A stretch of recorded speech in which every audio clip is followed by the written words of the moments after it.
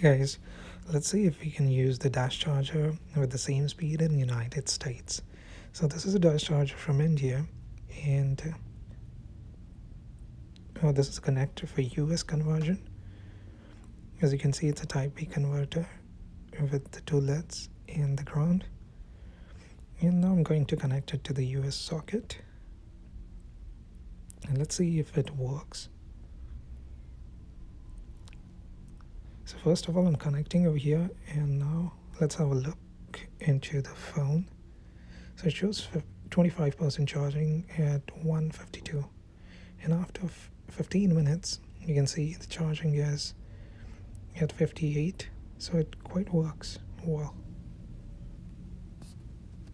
This is more like 30% charging in 15 minutes, which is quite good. Now after 30 minutes you see the charging ramping up to 82%, which is approximately like 60% charge in 30 minutes.